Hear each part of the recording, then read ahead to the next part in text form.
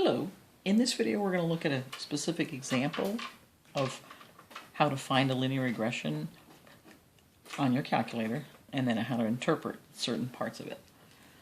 So the example we're going to look at is the solubility of ammonium chloride at various temperatures. So uploaded you'll find some notes that you can print out, and there's a lot more background on what is ammonium chloride and what are its uses. It's kind of a cool substance. But ammonium chloride, like so many other salts, have different solubility depending on temperature. So it's kind of like sugar. If you've ever made syrup, right, you can put sugar in water and a certain amount of sugar will dissolve, but as you heat it, a lot more sugar goes into solution. So that's what we're talking about here. And technically, solubility specifically of ammonium chloride is measured as how many grams of the solute, which in this case is ammonium chloride, how many grams will dissolve specifically in 100 grams of water. And of course these things are actually at specific pressure and all that, so you can read all that. But you can read this from your notes, right? 1 atmosphere of pressure and things like that. Now, here's a table of values that were actually measured. So what we'd want to do then is first decide which is the explanatory and which is the response variable. Okay, so hopefully what you'd see is the amount of ammonium chloride that would go into solution would really depend on the temperature of the water, because the hotter the water, the more ammonium chloride will dissolve and go into solution. Okay, so here then what we have is the dependent variable, right, is the amount, right, or the grams of sodium chloride, right, that per 100 grams of water, that's how it's measured. Okay. The independent variable is the temperature, or is the degrees Celsius, sorry. That's the independent or explanatory variable. So what we're going to do is plot the points. And so let me put these back on. If you'd like to print out a graph, you can plot these for yourself and follow along. Okay. But I've already done that. So here's what your graph should look like. Now I will say this, that these were actual values that are measured, and they're extraordinarily linear. Oftentimes things aren't quite this linear, quite this beautiful, if you will. Okay? But here we are. The independent variable, temperature, goes on the x-axis. The dependent variable, how much ammonium chloride dissolves, goes on the y-axis. Okay? And you can see this is quite linear. So after you've plotted, and you always want to plot your points when you're looking at a data set to see if there's any pattern, and specifically, is it linear? So then, here's a bunch of questions we're going to go through. So does the scatter plot appear to be linear? Yes, it does, right? Now, a lot of this is going to be driven by your calculator, so we want to enter the values for the explanatory variable into, let's say, list 1 and the response variable into list 2, so that we can actually plot this and see that if we didn't do this by hand and we instead did it on a calculator, would we get the same thing and what would it look like? So here's your values again, and let me just remind you how to enter values in your calculator if you happen to have forgotten. So you turn your calculator on, go to Stat, right, and then you want to go to Edit. And you have several lists. Now I have it already loaded up in there, so I'm using list 3 as a demo for you. Let's say I had some stuff in L3, but I wanted to load values or enter values into L3. I go to the name of the list, right? I use my arrow keys until my highlighter is on the name of the list. And then I want to press clear, not delete. Clear, and then enter. And that clears my list. And then I would start entering values. I'm just going to put in a few values so you can see it. Like 0, 10, etc., etc., right? All right, so that's how you go ahead and clear a list and then enter values. So pause the video and enter the temperatures here and the solubility here in L2. So go ahead and pause the video. Go ahead and enter that. All right, once you've done all that, let's see, what we want to do is go ahead and see what the graph looks like. All right, so again, we're going to go to stat plot. So we want to do second, y equals. And what you want to do is go into your first plot.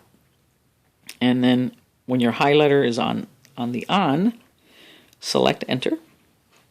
And then we want to come down to type. We want this first one. That's the scatter plot. So put your highlighter on that first one and press enter. And again, you want X to be L1, Y to be L2. Now, if they're not that, then what you do is remember your L1, L2, and all that are above your numeric buttons. So if I want to put in L1, I press second, 1, and that'll give me L1. So once you have all that, you can go to zoom, and we want to do stat, zoom 9. Okay, and there's my points. They look really nice. Okay, now let's take a look at our questions. Okay, so does the scatter plot look like what we graphed? Yes, right, by hand. Now, what I want to do next is I want to find the linear regression equation. So to do that, okay, you have to have your values loaded up in your list. Then what you do is go back to stat, and now I want to go to calc. So I want to go to the right, and I want number 4, linreg. So I can either go down 4 or I could press 4. From here, I want to say, I want to do a linear regression between L1, comma L2. So remember, L1 is above the 1, so I'm going to do second, 1, and then the comma's above the 7, so comma, and then second, 2. And now I'm specifically telling the calculator, I want you to perform a linear regression between these x values and these y values. And I wish that would go into focus a little bit better. Now when I press enter, what you're going to see is it's giving me the equation of the line. Whoop. So what I see is it would be nice if they had used m instead of a, but y equals ax plus b.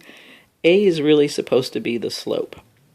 All right, so there's the slope along my line, 0.47618, etc.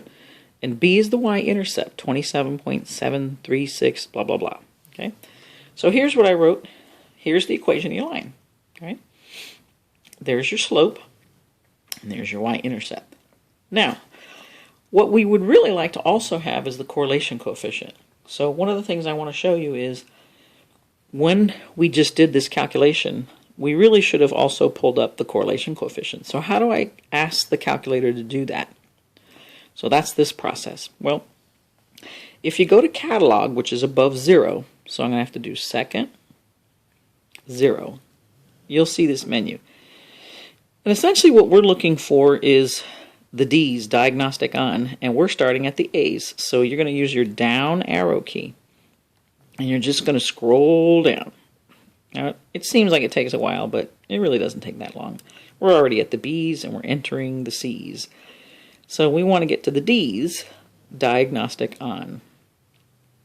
So in just a bit, we'll reach there. Okay, there it is. All right, so now let me go up to diagnostic on. There's my cursor on diagnostic on. Press enter twice. Okay, until you see done. You have to see done. Now that means it's done. Now, let me go ahead and clear this.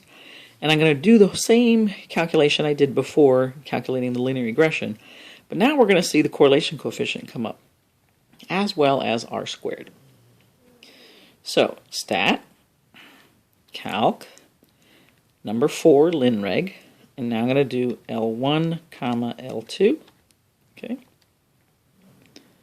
So I get everything I got before, but look, I've got r squared, which is the percent form, right? And then r, the correlation coefficient. So r is the correlation coefficient, 0.99762, blah, blah, blah. And r squared is 99.52%. All right. So, let's take a look at that. Now, these are the interpretive questions you'll be asked. What's the slope of the linear regression equation? Well, it's right here. It's this number right here, right? 0.4762. But what is the meaning and what are the units? Well, it's grams of ammonium chloride that are dissolved in 100 grams of water for each degree Celsius.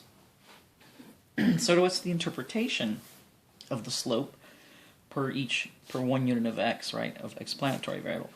Well, it's that for each additional 1 degree Celsius increase, the solubility of ammonium chloride that dissolves in 100 grams of water increases by 0.4762 grams, right?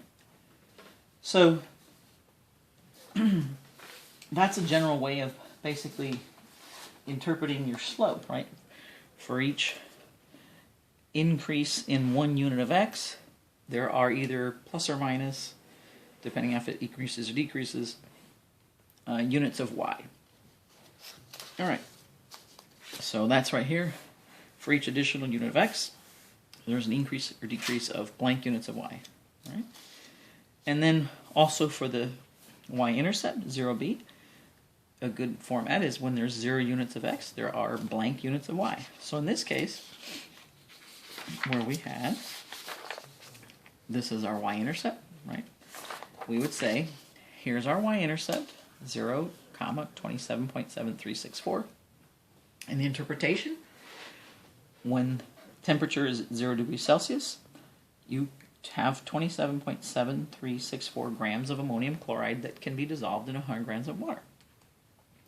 Now remember, we got the correlation coefficient here, R. So what does that mean? Well, it means that there's a strong positive linear association between temperature and the solubility of ammonium chloride in water. And let me just mention here that this is a good way of interpreting it, right? There's a strong or weak, positive or negative, linear association between the explanatory and the response variable. Okay. Now for the interpretation of R squared, if you recall, it's the percent form, right? Let's see if I can pull up that one. All right. When interpreting R squared, a good format is the percent of the variation that in the response variable that is due to the explanatory variable, right? So 99.52% of the variation in the solubility of ammonium chloride in water is because of temperature. Okay, that's an extraordinarily high R squared. And if you recall, our graph was really a lovely graph in terms of a line. Now, of course, your actual measurements were a little bit off. The actual measurements for grams of ammonium chloride were taken at increments of 10 degrees Celsius. Why do we even bother finding a linear regression equation? It's so that you can predict. I mean, there's going to be a little bit of error, but you're going to be able to predict pretty well. What are some values for temperatures that were not measured? So, for example, if you had 31.6 degrees Celsius, well, that's the whole reason I came up with a model. That way I can predict, well, put in 31.6 in for X, do your calculations, you get Y. So you can pause the video and do the other two and see if you get the same results. Okay. Now, the linear equation, or the regression equation that we found, we could actually draw this on our graph. So how would I do that?